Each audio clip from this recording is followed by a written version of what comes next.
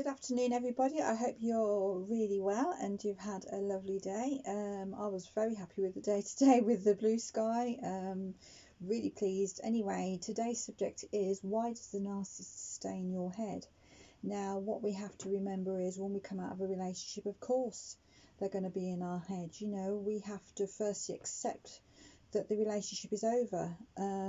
You also have to accept that your feelings in time will fade. They will fade. I'm living proof at the moment, because of the trauma bond you're most likely feeling.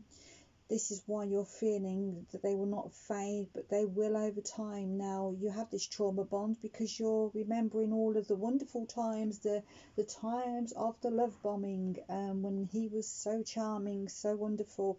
He did everything that he knew you wanted to see. He had his mask on. He wasn't the real person who he ended up being.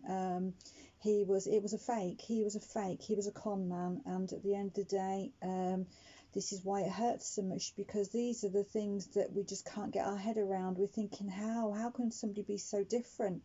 They've gone from being a wonderful person to, it feels like a monster. It's like a dream come true turned to an absolute nightmare. And it hurts, and I've been there, and I've been through it only 5 months ago, and I am getting better, and that's why I want to share with you what I've done to try and help myself. Now, at the end of the day, what I've done is, I do understand it's a trauma bond I'm going through. I accept it. I've accepted that I needed to grieve. What I did do is I made sure that I went no contact. Absolutely no contact. I made sure that I don't speak to him. I don't delete. I blocked Facebook, social media, Instagram, anything that I thought he could contact me through, I blocked. I didn't want to see anything. I didn't want to know what he's doing, because it just hurt. And the reason why it hurt is because after the first week, I did go and have a little nosy online, and seeing that he was with his ex, the woman who he says he would never ever go back to. She was evil and all the rest of it. All the things he fed me about her, never thought he'd go back to her, and he did. And it really did. It was a punch in the stomach, big time. Again, that's showing me true colours of who he really is, an absolute liar and con artist.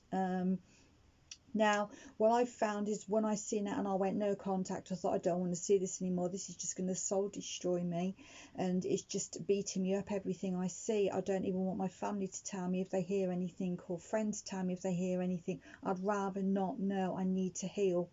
Now, what I did is I went no contact, and at the end of the day, yes, it has helped me heal tremendously. Now, what I do also think is, I think, do you know what? Yeah, I did feel I lost my spark. I actually felt like I didn't know who I was anymore. Now, what I think now, I mean, this happened to me in August, and now, I'm outside today and I'm thinking, my God, the spring's coming soon. The summer's coming soon. Everything's going to feel so much more better. The surroundings are going to change. The flowers are going to emerge. The sun's going to come out. The dark nights will go. And, we'll start seeing people more. And because there'll be more people out and about.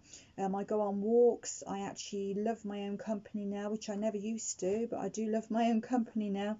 I love going on my nature walks. And I have a lot of interests that I keep myself occupied with, and hobbies, and I hope that you do too, because it will really, really help you mentally. Now, you can now become a better version of yourself and start a new, fresh chapter. Your ex will be in the old chapter with the old version of you. Now, what helped me personally too was I actually wrote a list of all the horrible things that he's actually done, the things that have really hurt me, the things that have really hurt my feelings, the lies, the deceit, everything I feel, I've wrote down, and I keep a copy on my kitchen fridge.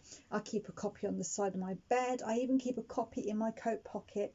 And when I started to feel like I was like reminiscing, like going back and thinking of the love bombing stage and all, but I think no, stop it. This is the trauma bond. This is where you're thinking of all the what he was, but that was a mask. That was not him. That was the pretending side of him. That was not the real him. What you was left with and what's written on these notes is the real him. And it wakes me up. It actually wakes me up to realise that stop it. You're not gonna go and break the no contact and reach out. You're not going to do that because he's not the man who you thought he was. And I have to still read my notes now, read my list now to make me strong. But I have got stronger, a lot stronger. And at the end of the day, what you do is you actually you get stronger, you get happier, because you get prouder of yourself as well. And also what I did is I made sure that I got rid of everything, like photos of him, gifts, anything that reminded me of him I got rid of, I threw away. I even rearranged my bedroom, I rearranged rooms in my home. I felt that this helped me erase him from my mind. Now I put myself around people who I knew care about me a lot. I reconnected with family and friends, and I try to do as many activities as I can. Now, I personally started to research about narcissism as well, and researching was great on Google. I linked with YouTube videos. I learned a lot from people. I was able to reach out to chat groups, and I didn't feel like I was so alone.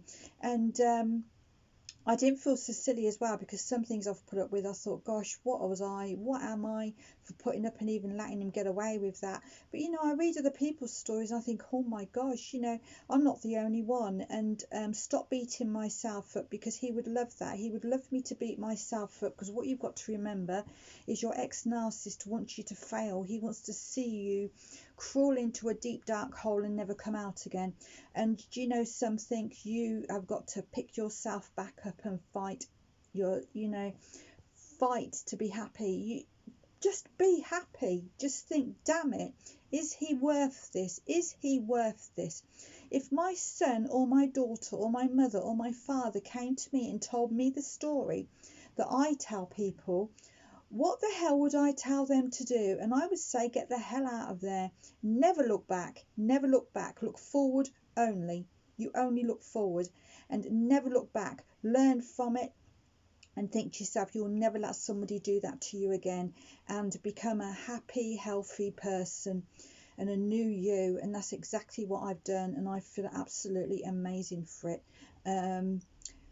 Also, you need to remember that they will move on to new supply if they haven't already. In my case, he did. Within a week he was back with the ex. Like butter wouldn't melt, sat in a living room, and I thought, oh my god.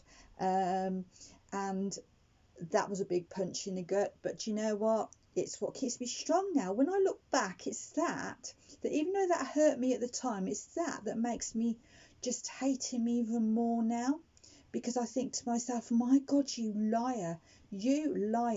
And thinking of that is actually my friend now, and I think of that in my mind because it actually makes me feel so like, wow, I'm away from it. I never have to go back to that ever again. And do you know what? I didn't like seeing it at the time, but now I'm pleased I did. Because it actually makes me realise what a jerk he really was. And you know what? She's got my trash now. That's the way I look at it. She's got my trash, so good luck to her. Now, the other part of the healing process was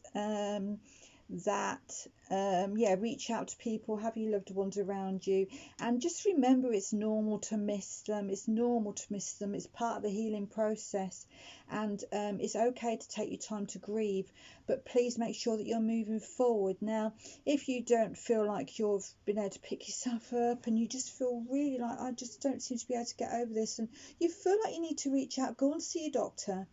I personally went to see my doctor. I did break down. I see my doctor. I now see a mental health nurse every 3 weeks, and I'm pleased I do, because it's really helped me. It's helped me realise that it is actually a trauma bond that I'm going through, and I'm working on that. Now, what I want you to just remember is that you have to look after yourself. Look after yourself. Love yourself. Love yourself again. And please remember, by going no contact, that basically that is what's going to give you the strength. It's going to build your strength up, because by going no contact, you are taking away their ability to hurt you. You are taking away their satisfaction of seeing you suffer. You are also giving yourself a gift. You are giving yourself the freedom to live your life on your own terms. You are giving yourself the opportunity to heal from the trauma and abuse, and you are giving yourself the chance to find happiness and peace within yourself and with others who truly love and respect you. Now, everything I say with love. Everything I say is from my own personal experience. You will have your own personal experiences. The advice I give is the advice that I give as just in my opinion. It's just in my opinion, and I send you my lots of love, peace, light and harmony.